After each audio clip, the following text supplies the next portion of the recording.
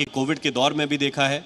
तो लोग जानते हैं, या फिर जिन इलाकों में बहुत ज़्यादा एक तरह से आतंकवाद के मामले हैं वहाँ भी लोगों ने देखा है। मैं डॉक्टर असलम खान साहब आपके पास आना चाहता हूँ, और अगर अच्छी सेहत रहेगी तो फिर हम पर्यटकों की खिदमत भी कर सकेंगे, उनका अपना काम भी आगे बढ़ा सकेंगे।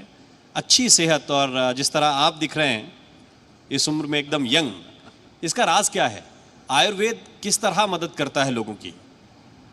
कि मैं 1974 से एलोपैथी प्रैक्टिस करता रहा, लेकिन उसके हैज़ार्ड्स जो बहुत सारे थे, फिर मैंने इसे छोड़ दिया और नेचुरोपैथी में कुछ डिस्कवरीज़ की, और अल्लाह का शुक्र है इंटरनेशनल लेवल पर भी उन्हें रिकग्नाइज़ किया गया। लंदन में, मलेशिया में वहाँ की गवर्नमेंट ने बुलाया, बल्कि वहाँ पर लैंड वगैरह लिए ऑफ़र की कि यहाँ पर आप बनाइए, क्योंकि लंदन की जो क्वीन है वो खुद नेचुरोपैथी की ट्रीटमेंट करती है। तो कश्मीर जो है एक बहुत ही अच्छा एरिया है जहाँ पर हमसे ये नेचुरोपैथी को हम बहुत ज़्यादा डेवलप कर सकते हैं। यहाँ पर हर तरह की हर्ब्स हैं, जड़ी बूटियाँ जिन्हें कहते हैं, और यहाँ पर जो एनवायरनमेंट है ख़ास तौर से, वो जो IQ आप देखेंगे, अगर कभी AQI आप देखते हो, स्विट्ज़रलैंड से भी अच्छा है। तो स्विट्ज़रलैंड से भी ज़्यादा खूबसूरत जगह है ये।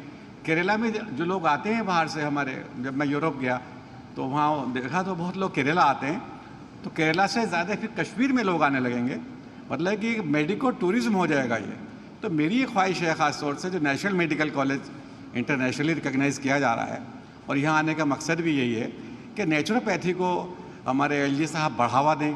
और नेचुरोपैथी सबसे अच्छा फ़ायदा ये होता है कि एलोपैथिक की दवा आपने आज खाई तो उसके कुछ साइड इफ़ेक्ट या बैड इफ़ेक्ट्स होंगे, और नेचुरोपैथी जो है हेल्थ फॉर ऑल बाय 2030 जो नारा है WHO का, उसके अंदर उसको ले लिया गया है, आयुष को ले लिया गया है। तो मैं इस बात से बड़ा खुश हूँ, हमारी सरकार ने उसमें कोशिश की है।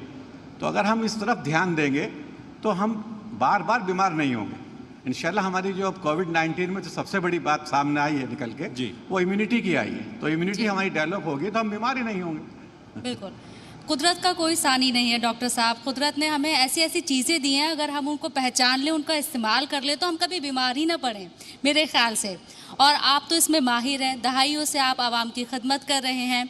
आप लंदन में प्रैक्टिस कर चुके हैं, आपको कई डॉक्टर्स ने लंदन TV पर एजाज़ से भी नवाजा है, जो कि हमारे लिए भी फ़ख्र की बात है। डॉक्टर साहब, मुझे ये बताइए, नेचुरोपैथी और रूहानियत को आप कैसे देखते हैं? देखिए, जहाँ पर रूहानियत होगी वहाँ पर आइडियोलॉजी ऑफ पीस होगी। जब पीस होगी तो यकीनन पूरी दुनिया में जो है जहाँ जहाँ भी पीस होगी, जहाँ जहाँ भी पीस होगी, तो हमारा ब्लड प्रेशर नहीं ख़राब होगा, हमारी हार्ट अटैक नहीं होगा, हमें दूसरी बीमारियाँ नहीं होंगी। तो रूहानियत जो है वो इंटीग्रल पार्ट है मेडिकल साइंस का। लेकिन अफसोस है कि MBBS में या किसी और कोर्स में इसको नहीं पढ़ाया जाता। लेकिन मैं जहाँ पर भी जाता हूँ, जिस भी कंट्री में गया हूँ, चाहे इजिप्ट गया हूँ, मलेशिया गया हूँ, लंदन गया हूँ, तो मैंने एक कोशिश की, बल्कि हमारा अपॉइंटमेंट भी था, उसमें हम आ गए, चूँकि 15 दिन हमें रुकना था लंदन मैडम एलिजाबेथ से। वो बहुत इंटरेस्टेड हैं अपने यहाँ, चूँकि उन्होंने देखा है कि अब ख़ास तौर से एलोपैथिक दवाओं के इतने हैज़ार्ड से हमारी इम्यूनिटी को एकदम डैमेज करती है। तो ख़ास तौर से हम इसको एक ऐसे हब बना सकते हैं कश्मीर को, जम्मू को, कि यहाँ पर जो ऑलरेडी जड़ी बूटियाँ हैं उन पर रिसर्च करके लोगों को उनकी इम्यूनिटी को डेवलप कर सकते हैं।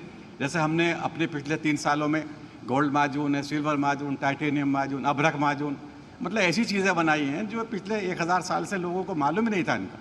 क्योंकि जो पिछले हकीम हुए हैं, इब्न सीना वगैरह, तो उनके बाद में लोगों ने सोचा, जो सुसरत ने काम कर दिया, या हमारे जो सबसे पहले धन्वंतरी कहलाते हैं दुनिया के वैद, उन्होंने काम कर दिया, दैट्स एनफ। वो एनफ है, लेकिन उसके आगे हमें बढ़ाना है। क्योंकि वो मैक्रो वर्ल्ड में थे, हम माइक्रो वर्ल्ड में आ गए। तो मैं इस माइक्रो वर्ल्ड के लिए क्या क्या हो सकता है, यही कोशिश कर रहा हूँ पूरी दुनिया में। लोगों को बताता हूँ कि अगर आप नेचुरोपैथी की तरफ आएंगे तो आपकी इम्यूनिटी स्ट्रांग होगी, आप बीमार नहीं होंगे। बिल्कुल बिल्कुल, आप ठीक बात कर रहे हैं। अब मैं आता हूँ जावेद कुरैशी साहब।